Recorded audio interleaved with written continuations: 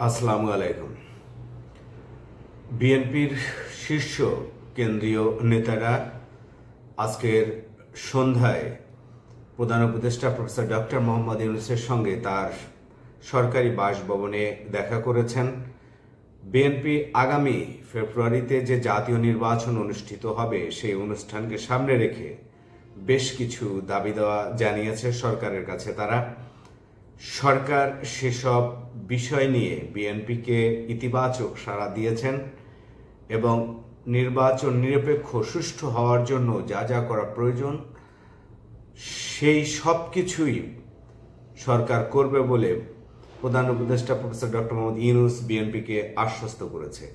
আজকের আলোচনার মূল বিষয়টি আসলে এটি নিয়ে আপনাদের সঙ্গে এই খবরের সবটুকু বিষয় জানানোর চেষ্টা করব। আপনারা জানেন যে দুটি বড় বিষয় ছিল যেগুলো সরকার ইতিমধ্যে সমাপ্ত করেছে। একটি হচ্ছে জুলাই ঘোষণাপত্রে যে স্বাক্ষর সেটি, এবং আরেকটি হচ্ছে যে সংস্কার যে কার্যক্রম সেগুলো শেষ করতে পেরেছে এবং তারপরই এই জুলাই ঘোষণাপত্রে স্বাক্ষরের যে বিষয়টি সেটি সফলভাবে শেষ করেছে সরকার। এজন্য সরকারকে অভিনন্দন জানিয়েছে বিএনপির যে দলটি আজকের প্রধান উপদেষ্টার সঙ্গে সাক্ষাৎ করেছে। তবে বিএনপির মূল বিষয়টি ছিল যে তারা আগামী নির্বাচনে যাতে সুষ্ঠু নিরপেক্ষ হয় সেজন্য সরকারের কাছে, সরকার প্রধানের কাছে বেশ কিছু দাবি উত্থাপন করেছে।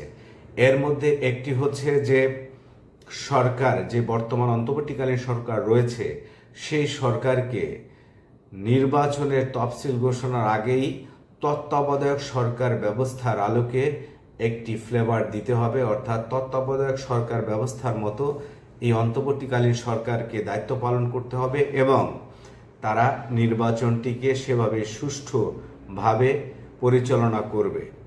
এক্ষেত্রে তত্ত্বাবধায়ক সরকার যে যে কার্যক্রমগুলো করতে পারে সেই সব কার্যক্রমগুলোকেই করার জন্য অনুরোধ জানিয়েছে বিএনপি।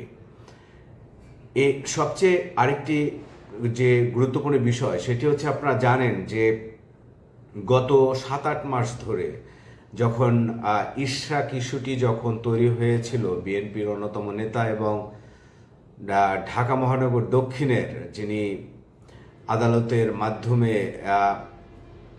মেয়র নির্বাচিত হয়েছেন, রায়ে তিনি মেয়র নির্বাচিত হয়েছেন, সেই ইশরাককে যখন তাকে সিটি কর্পোরেশনের মেয়র হিসেবে শপথ গ্রহণ এলজিডি করাতে ব্যর্থ হয়েছিল স্থানীয় সরকার মন্ত্রণালয়, সেই থেকে সরকার সঙ্গে যে ছাত্র উপদেষ্টার নিরপেক্ষতার জায়গাটি হারিয়েছে বলে বারবার বিএনপির পক্ষ থেকে কিন্তু সেই দাবি করা হচ্ছিল।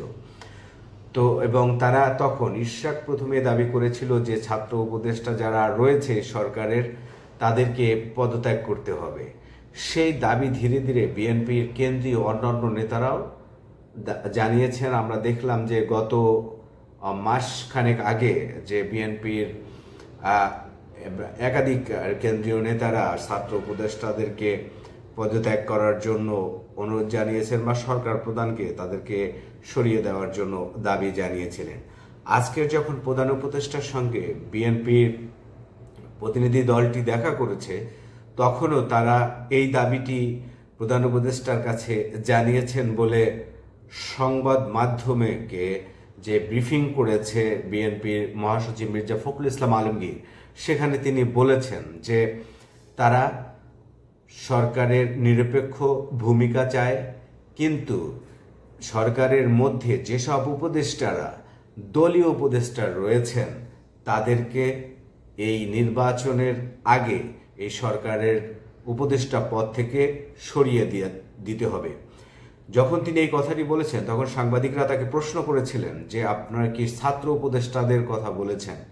তখন মির্জা ফখরুল ইসলাম আলমগীর সরাসরি কোনো উত্তর দেননি। তিনি বলেছেন যারাই দলের আছে সেই সকল উপদেষ্টাদেরকে সরিয়ে দেওয়ার জন্য তারা প্রধান উপদেষ্টাকে অনুরোধ জানিয়েছেন। তাহলে নির্বাচন সুষ্ঠু এবং নিরপেক্ষ হবে বলে তারা দাবি করেছেন।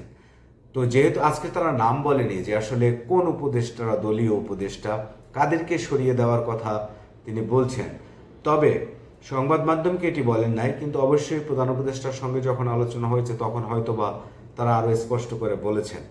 কিন্তু আমরা ধরে নিতে পারি বিগত যে 7-8 মাস ধরে সরকারের যারা ছাত্র উপদেষ্টা রয়েছেন তাদের সঙ্গে যে বিএনপির বিভিন্ন বিষয় নিয়ে মতপার্থক্য হয়েছে, বাহাস হয়েছে, বিতর্ক হয়েছে, সেই জায়গা থেকে এবং বিএনপির কেন্দ্রীয় নেতারা প্রকাশ্যে ছাত্র উপদেষ্টাদের পদত্যাগের দাবিও জানিয়েছিলেন।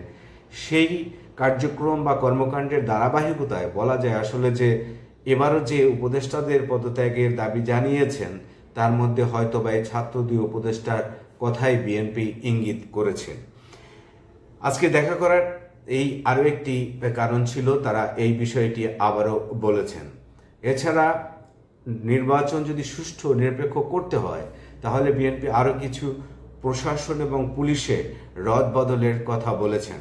বিএনপি বেশ কিছু পুলিশ কর্মকর্তার পদায়ন নিয়ে আজকের প্রধান উপদেষ্টার সঙ্গে কথা বলেছেন এবং তারা বলেছেন যে সমস্ত পুলিশ কর্মকর্তাদের বিরুদ্ধে অভিযোগ রয়েছে বা যারা ইতিপূর্বে বিভিন্ন সময় তাদের কর্মকাণ্ডের মাধ্যমে দলীয় আচরণ ফুটিয়ে তুলেছে, সেই সকল পুলিশ কর্মকর্তাকে যেন গুরুত্বপূর্ণ জায়গায় পদায়ন করা না হয় এবং তাদেরকে যেন নির্বাচনে বড় ভূমিকায় না দেওয়া হয়।